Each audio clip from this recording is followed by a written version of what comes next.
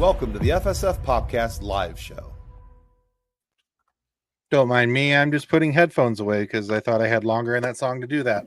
Okay, so it's like 5 seconds, 8 seconds, whatever. This is also true. But yeah.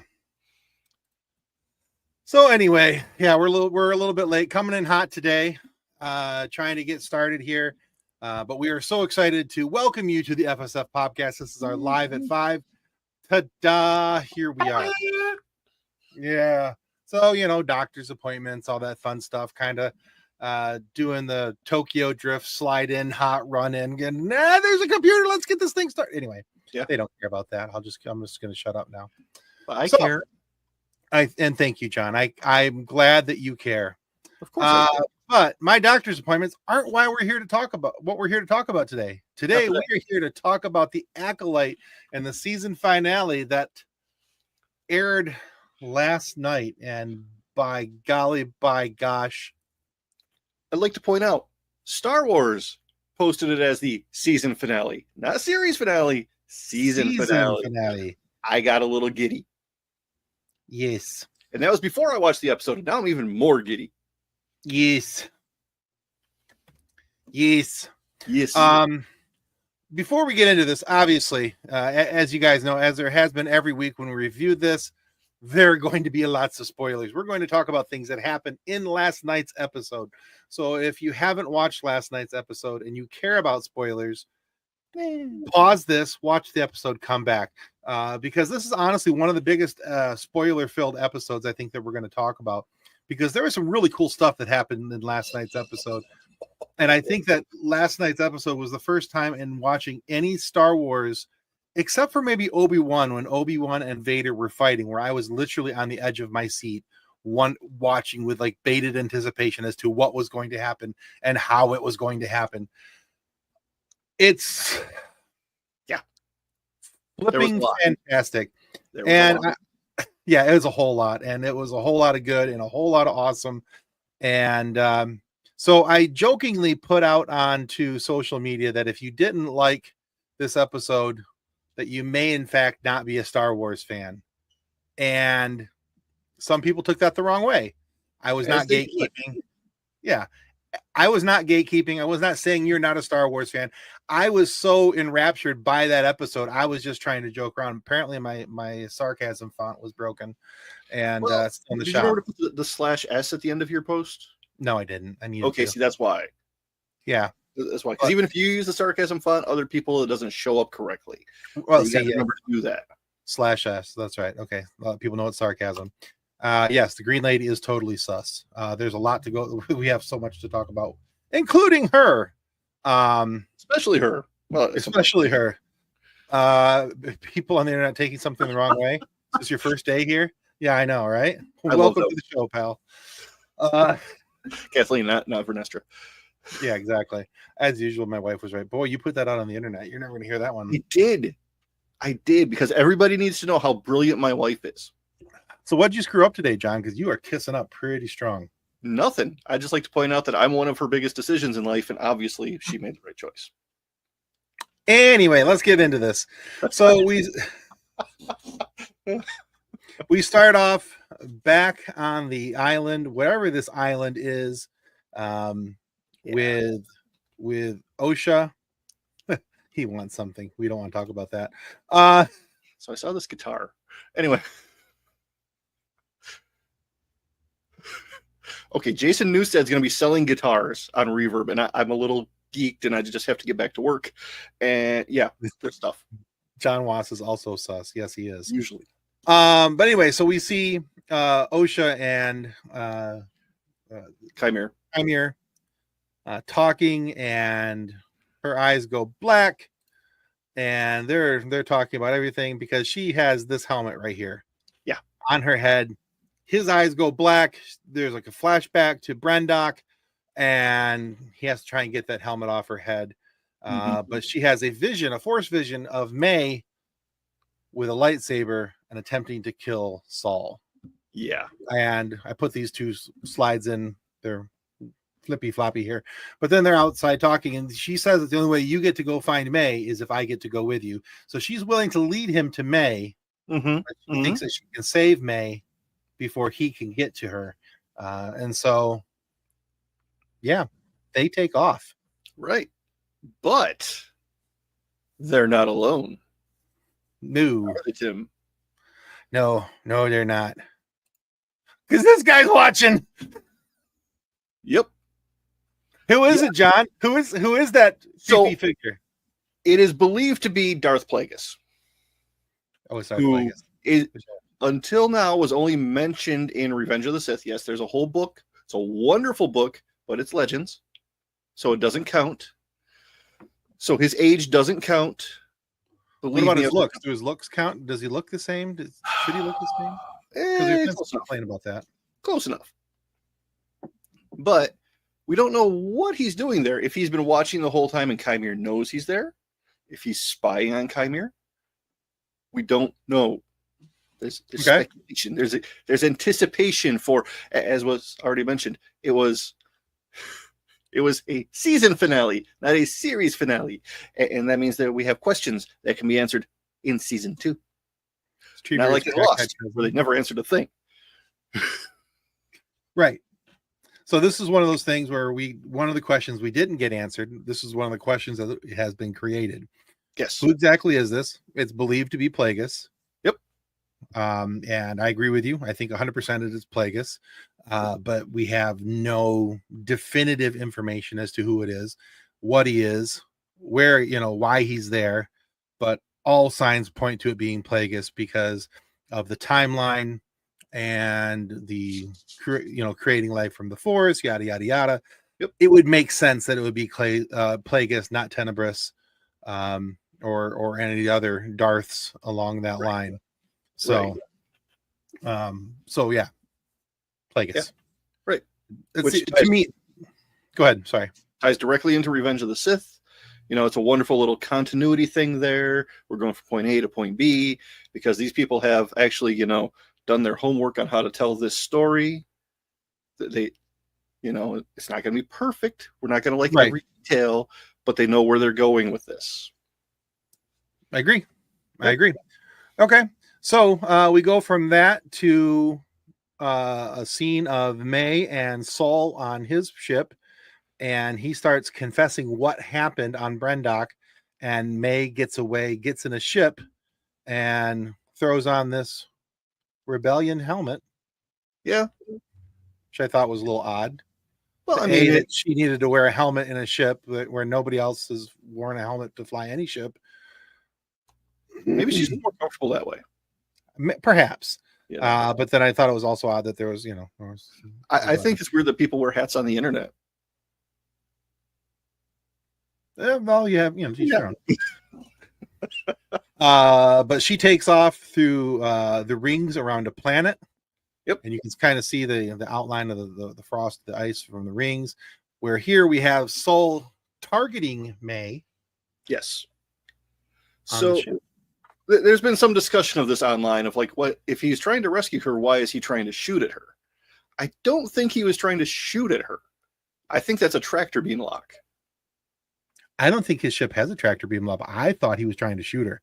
Well, but how much sense would that make? Try to save her, but shoot her down and risk killing her.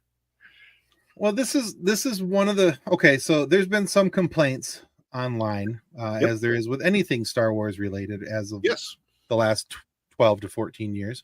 30. That there is some lazy writing. This is one of the areas where I have a problem with the writing. Yeah. Out of all the things in the episode last night, this was the only thing I was like, this really doesn't make any sense. There's no explanation as to, I understand why he's chasing her. The chase made sense. If he's trying to save her, if he's trying to rescue her, if he's trying to explain what happened before she goes off and tells Osha, and then the two of them are both confused as to what happened, that made sense. Right. To me, it looked like he was going to shoot her down. That also didn't make sense. Right. And the reason why I say that he was going to shoot her down is because when Saul's looking back here, it's because this little fella here started pulling wires. which Yeah. to me tells me that he was getting ready. If it was a tractor beam, why would Basil rip the wires? Well, why would Basil rip the wires anyway? I mean, this is where the lazy writing comes in my opinion. Yeah. The one thing in the whole episode where I go, they didn't have another way to get May down to the planet. so they made something. A reason for her to go down to the planet.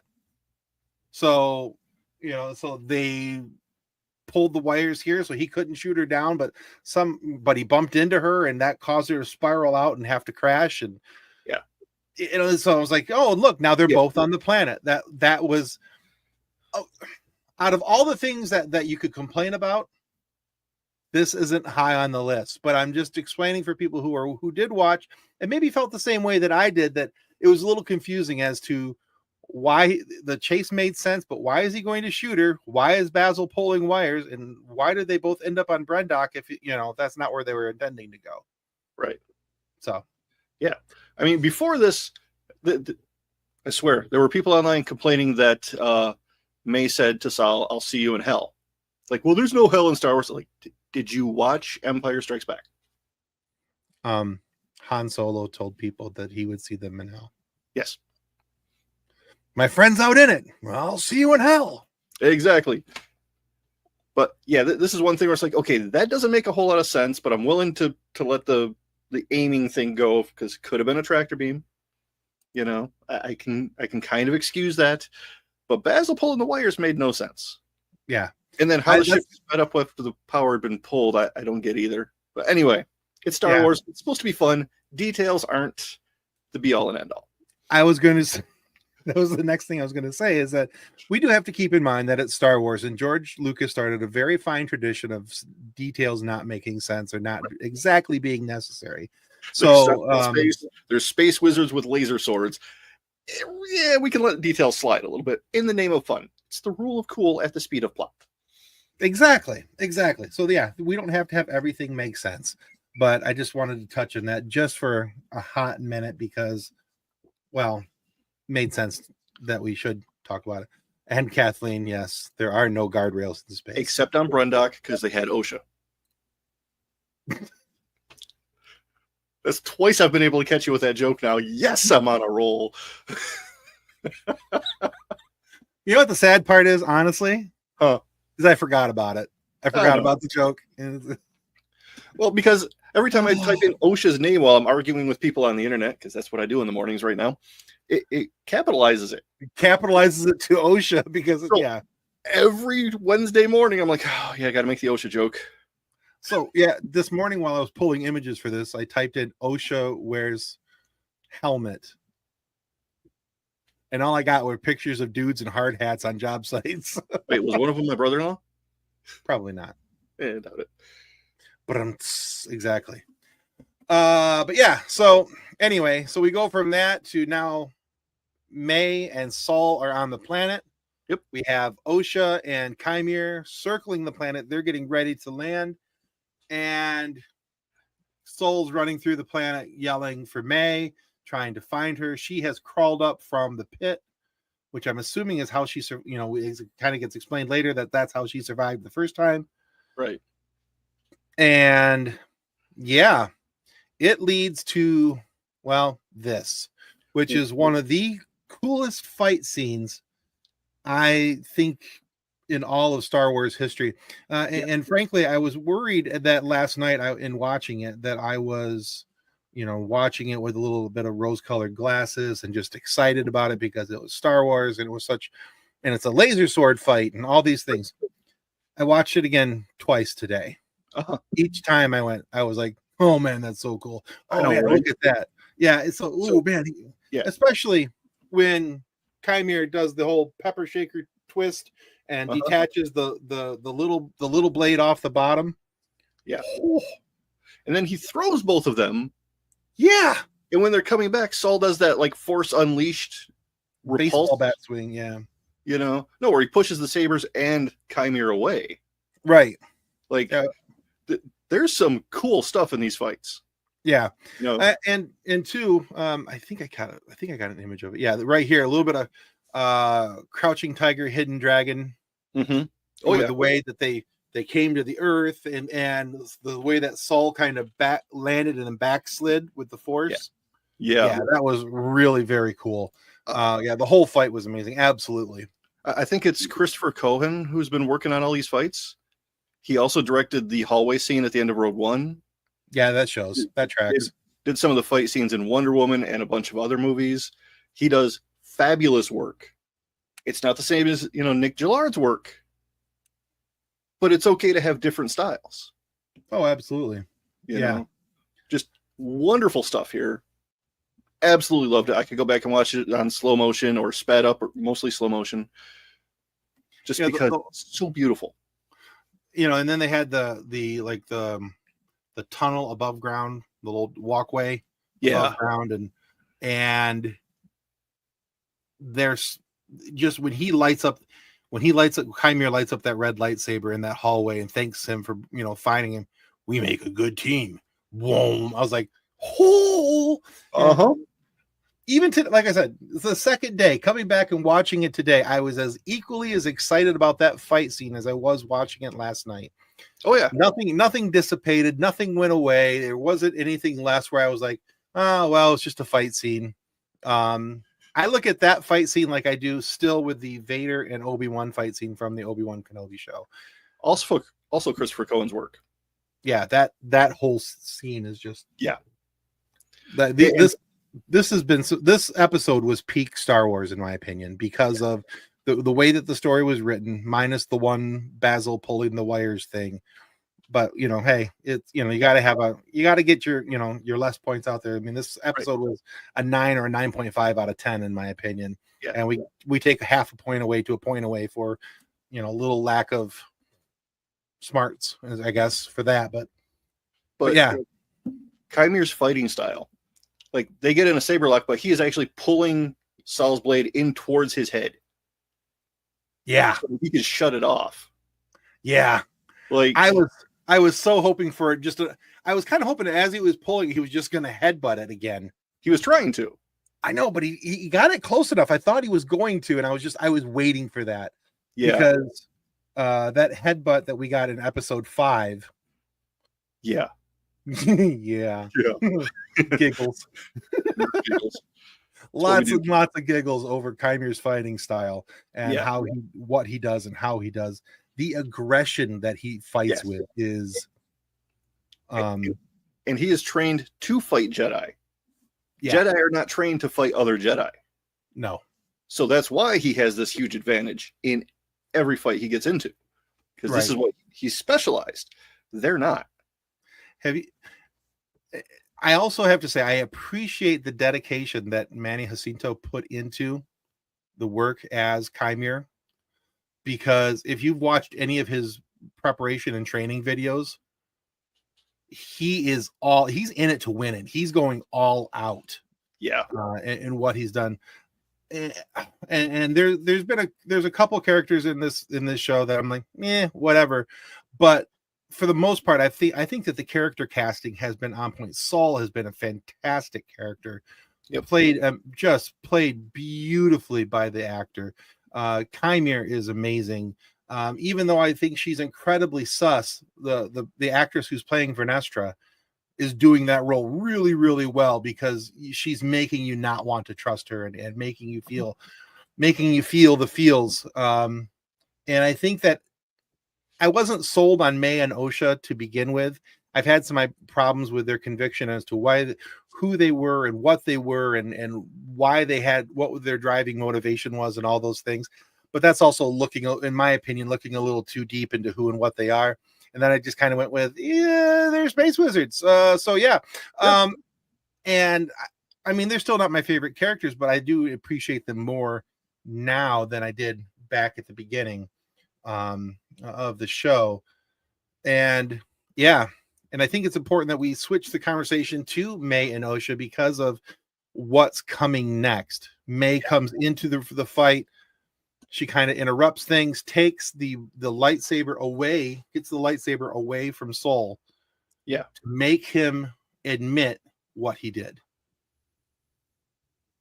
Right. And to make him admit that he, in fact, did kill Mother Anastasia. Yes. And which is important because unbeknownst to Saul, Osha is standing right behind him. Yeah, that's like classic television movie. You know, the character who didn't know finds out. What do you mean? You know, but what do you mean Timmy didn't fall down the well? Yeah. And of course, she handles it as rationally as anybody would, finding out that, you know, you killed my mom. Who's, you know, been foreshadowing for the last couple episodes that they're going to become the Acolyte and go to the dark side. Yeah. Yep. Yeah. So there's that. Yeah. But I think it's interesting, too, though, that Saul reveals that these are not twins. They are not sisters. They are, in fact, the same person, but split. Right. And that they were made with the Force. Yeah. And it was interesting to me that while he's explaining that, Kymir's just standing in the background and like his eyebrow goes up with the wait, what? They figured out how to do what? Yeah. That was I caught that too. Kymir had no clue as to how May and Osha came to be. Right. He just knew that who they were and what they were. And it was kind of like, say what now? Yeah. You know, that's some interesting information. I might know somebody who wants to know that. Exactly. We might have seen him sneak around the corner a few minutes ago. Yeah. Hey, what's up, Diggs? Thanks for checking us out. But yeah, that's kind of a big revelation, finding out that because they're made from the Force, because of the verdance of the Force, there's the dark pit, there's the tree of light. That Brendock is exceptionally strong with the Force. Right. So yeah, which is kind of interesting because we kind of go from that whole spot, that happening, to this. Yeah. Stop talking. Yeah. Yeah. Just stop talking. That familiar, and I don't know about you, but to me, almost comforting rumble that accompanies anybody using Force choke, Force grip, whatever you want to call it. Mm-hmm. You know, it's just I know what's happening. This is fun. This is good. Mm-hmm. Yeah, I was surprised that it was Osha, to be honest with you. I thought May was doing it. Okay. I really did. I thought May was doing it because I expected Osha to become the Acolyte at some point, because I've said for a couple episodes, and you and I have been talking about this offline, that, you know, she's the title character. She is the Acolyte. Yep. But for whatever reason, I just expected May to be the one to kill Saul. I expected her to be the one to complete the killing of all four, you know, or be involved with the four Jedi. Right. Because even though she didn't kill Kalnaka, she was definitely there and going to do it. So, yeah, it caught me off guard. I think it was one of those, for me, it was one of those cool surprises. Like, oh, all right, well, this is how we're completing our transformation to the dark side. Makes sense. Okay. So as soon as her hand went up, I was like, oh, okay, makes sense. It makes sense that Osha would do it. Yeah. And Kymir using the line, you know, do this and your journey will be complete. You know? Yeah, foreshadowing. Yeah, so, I mean, in the order that we've watched things, that line is borrowed from Palpatine in Episode 6, Return of the Jedi. But in the Sith tradition, in the actual chronological timeline, he's just borrowing from everybody before him. Yeah. You know, it's probably a common thing. Hey, do this and your journey's complete. Right. Just one of those things that becomes part of their, you know, their cultural vernacular. And I loved it. I nerded out a little bit. It was good. Yeah. It was. I liked that line too. Yeah. I like it when shows like this foreshadow something else coming up in the future. It's one of those nice little verbal Easter eggs that make you go, ooh, they're paying attention. Okay, good. Yeah, exactly. But then as Soul gets force choked, we see this, which is one of the coolest things I have ever seen in Star Wars. I almost jumped out of my seat. Like it was the dog was a little nervous because I was getting so excited. Yeah. The crystal, I scream, I screamed. Yeah, there was In my house, there was some loud yelling, and my nervous little pit bull was sitting on the couch on the other side of the room, looking at me like, "What'd I do? What did I do wrong?" Yeah. Yep. Yeah. There was some screaming at my house for sure. That was so cool. Watching it inside the end of the lightsaber, watching the kyber crystal go from blue to red, and then when she first lights up that saber, watching the red travel up the saber. Yeah. Honestly, I just got a little chill down my back just talking about it. That as many times as in legends and comic books and video games, there's been talk of bleeding of sabers and things like that. To actually watch it on screen, have it happen in canon, is massively important. Right. And now there's been some discussion online of, how easily she did it, because everybody else kills the Jedi and then bleeds the crystal later. Whereas she bled the crystal, not knowing that she was doing it at the time, during her dark side act, during her conclusion of that trip, which is probably why it worked as well as it did. I also think that talks or leans into her being made with the Force and being much stronger with the Force than she actually knows that she is. Yeah. It's one of those things, if she had stopped and thought about it, she might not have done it. But because she was just acting on instinct, it sort of happened. A pure emotional reaction to what was going on. And as we all know, Sith are led by their emotions. Mm-hmm. They don't try to hide their emotions. They don't swallow them down and hold them back like the Jedi do. Right. They don't bleed or feign ignorance to them. Right. And the Sith allow themselves to be driven by emotion. So it would only make sense that in a purely and highly emotional state, that somebody who is A, created by the Force, and B, stronger with the Force than what she recognizes, would be able to bleed a kyber crystal right then and there. Right. But still, whether, you can argue, should it have happened there or should it not have happened there, but can we just enjoy the fact that a freaking kyber crystal was bled on screen in front of you, and just the awesomeness of that moment? Yeah. Just enjoy the fun that's there. It's wonderful stuff. There was so much fun in last night's episode. And after the screaming, the scrumpting was over because of that scene. We have Vernestra on planet with a whole lot of Jedi Knights running around, trying to figure out what's going on. She goes up to Saul. She sees him there. I do think it's interesting, though, that she realizes he's dead here, but the second she gets out of the plane, she says, "You." Right. And Chimera instantly puts on his helmet. Yeah. And the look on his face, he's scared. Yeah. He is shooketh, some would say. Yep. Yeah, he is scared. He puts on that helmet right away because he does not want her in his head. Nope, not a bit.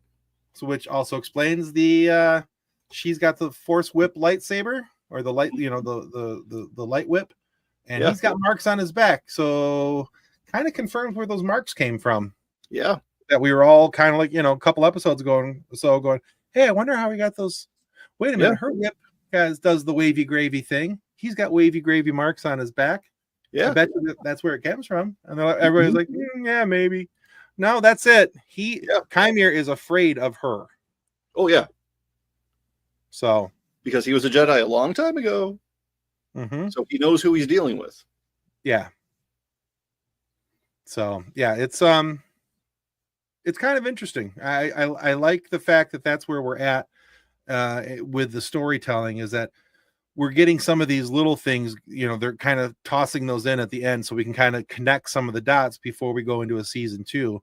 There's still some questions, like we said, there's been some things raised throughout this episode where we're going to have questions answered. But the simple fact that we have that ability, I think, is pretty awesome. Yeah. So we go from that to some resolution. May and Osha realize that what's going on. Yep. Osha realizes that she is now in dark side, and she wants to go get her training with Chimere. May's memory is wiped under they're at the light tree, and yeah, she gets if that's the actual location of the Virgins at the tree. Yeah, I don't know, because it would have to be. I think the Virgins would have to be some. There's got to be a middle ground. This is just my own thoughts. Somewhere between the light and the dark, the pit of the dark and the light of the tree. There's got to be the Virgins. I think is somewhere in the middle. Okay, so wherever that is, I don't know, but I don't. Clearly, obviously, it's somewhere nearby. Yeah. So, right.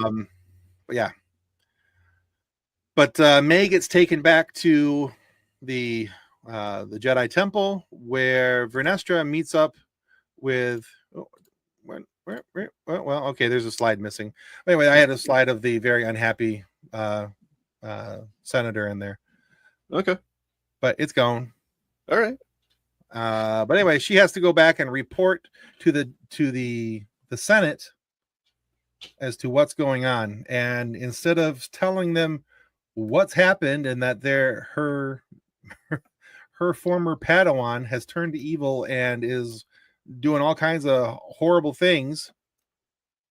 It was all Master Soul, and he was a rogue Jedi, and he did some horrible, hideous things, and he's been covering it up for so many years. And yeah, just throwing him under the bus because he's not alive to defend himself after she disposed of his body. And to answer the question for people like, oh well, great, now they won't be able to say why the Sith were extinct for a millennia. Yeah, they can right here. Right. They don't. She has covered it up immensely. Yeah. She never saw a red lightsaber blade. Yeah. Yeah. Who is the marmoset senator, or what species? I would have to know what a marmoset is first. I don't remember the name of the species, but it's the same species that's you see him in another movie as well, but this isn't the first time we've seen that species. I just don't remember what it's called. I'd have to look it up, to be honest with you. So yeah, but the senator you were talking about, Senator Ralencourt. Yeah, there you go. I want to say Ravencorp or some way. Yeah, but I love that guy. I love his whole presentation when he's talking to Vernestra with the obviously you need some oversight. We need to do this sooner rather than later. No, I don't. I'm presuming it's some sort of primate. Could be a bird. I don't know. Anyway, that's not important. Star Wars is important. You can take me to the zoo and show me a marmoset later. It's a teeny tiny monkey. Oh, okay, so I was close. Anyway. Granzier says, how many episodes till season 2? And as Kathleen says, that was the season 1 finale. No more episodes until season 2. We don't know when season 2 will be yet. It hasn't even started being taped or actually even been announced yet. But we're all pretty positive that we're getting a season 2 just by the way that this show ended. So yeah. But we go from this to the end of Andor, apparently. And except nobody dies in the scene. Nobody, the whole planet. I did have to laugh though, because when this scene hit, and they, as they were backing out and they're showing Chimere and Osha standing there holding hands over the lightsaber, I was like, all right, where's the Death Star blast? I was watching the cave in the background to see if I could see Plagueis back there. See if Plagueis reappeared? Yeah. I didn't notice him, but I could be wrong. I could have missed something, You're welcome, Granzer. No problem. Absolutely. No, I didn't see him there either. And our last scene of the show, we go from that to Vernestra walking into a room to say, Grandmaster, we have a problem. Yeah. So it makes me wonder what version of the story she's going to tell Yoda. Well, and is how, because here's the thing. Yoda has no problem with covering something up. Obviously. We found that out in the prequel trilogies. Yoda has no problem with a cover up. And Clone Wars. Yeah. exactly, during the Clone Wars. He has no problem with covering things up and hiding things from the Senate. And yeah, the good chance that Yoda already knows. And so when Kai Adamundi says in the prequels in the Phantom Menace that the Sith have been extinct for a millennia, Yoda doesn't say anything. No, he just kind of like side eyes Mace Windu, and Mace Windu kind of side eyes down at him with the all right, the plan worked. Like the two of them know something. Yeah. And I'm pretty sure this is where he is kind of clued in, even if he already did know, which I kind of think he does because, well, he's Yoda and he can sense a whole lot of stuff, but apparently not a Sith. Oh,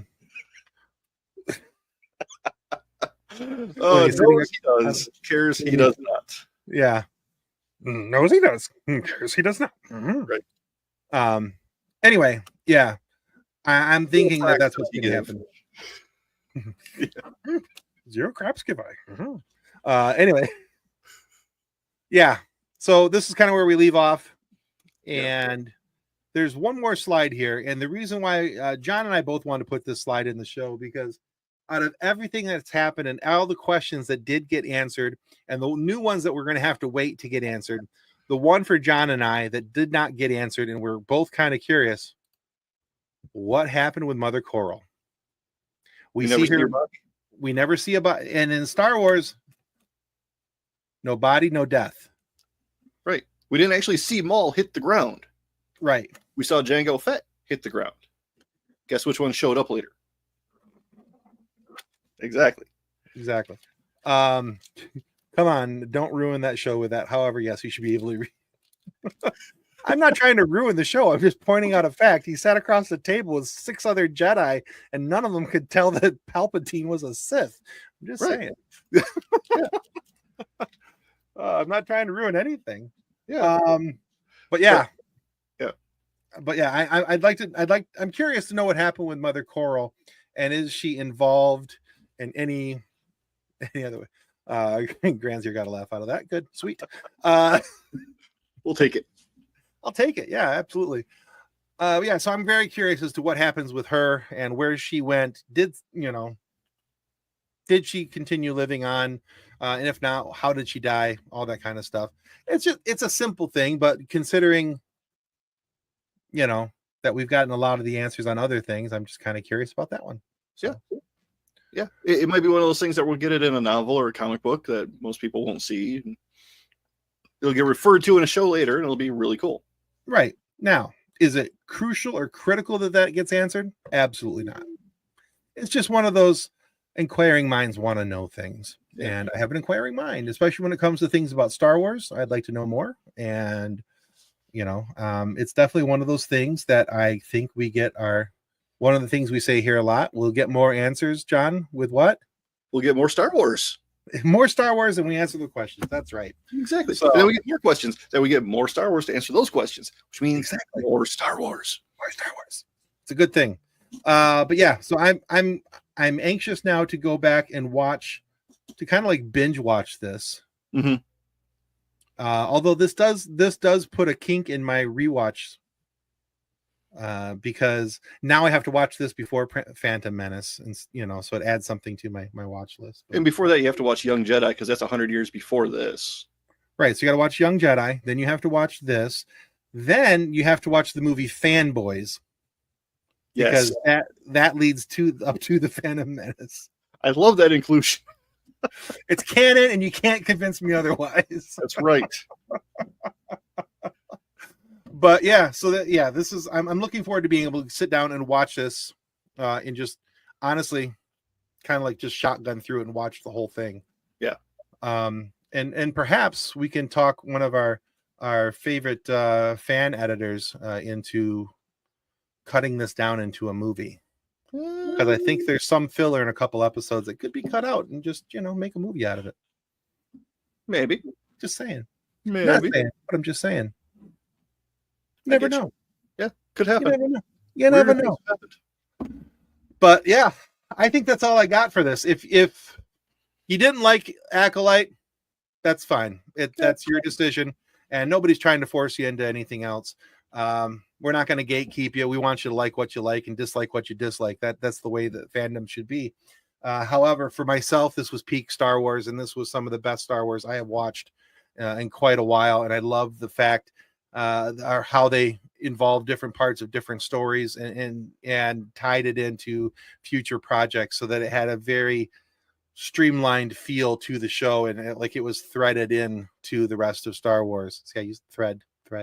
I see what you did there. See what I did there? What you're putting down. What's up? So anyway, yeah. But yeah, I hope you guys did enjoy this. We got a lot more Star Wars projects coming up, and I'm hoping that those are going to be better received than the Acolyte was. We've got the Skeleton Key coming up. Skeleton Crew, not Skeleton Key. Skeleton Crew coming up later this fall, I believe. And because two's coming up. Because I have a 5-year-old, the second season of Young Jedi Adventures starts next month. Yeah. So, I mean, because I have a 5-year-old, that's my excuse for watching it. I have a 5-year-old. That explains all the Legos. That's your excuse. So, but anyway, you know, if I'll just put this out there, if you're talking with your friends and they don't like Star Wars, they don't like Disney Star Wars, that's fine. There's no need to argue it. There's no need to fight about it. Just let people like what they like. Let people dislike what they dislike, and you enjoy it. Go have fun with it. Watch it. Talk about it. Find your people that like talking about the same things you like talking about, and your friends can still be your friends. They just might not be your Star Wars people, and that's fine too. I have friends that listen to country music. That's all they listen to. Still my friends. I like that. I like that. That's the line in the sand you drew. Well, you know, he's like, heavy metal, light side, country music, dark side. Okay. We could do a whole thing on that, but I don't think it'll work on its way onto the internet because I'll probably offend 95% of the people I know. Rural Michigan is fun. And on that note, kids and cadets, I think we're going to call it a day. Go have fun with your Star Wars. We hope you guys enjoyed this review. We'll be back for live at 5s on some of the other upcoming shows on Disney Plus. We've got some stuff to review coming up. Granzier says, I'm that way with rap music. That's where I draw the line. Well, depends on who it is for me. There's mumble rap. That's not gonna happen. And then there's like Tupac and Biggie, you know. Have a good week, Tim and John. Granzier, you have a good one as well. Thank you, everybody, for tuning in. And don't forget to check us out. The upcoming this Friday, we have an interview with Aaron J. Walke that will be released Friday morning.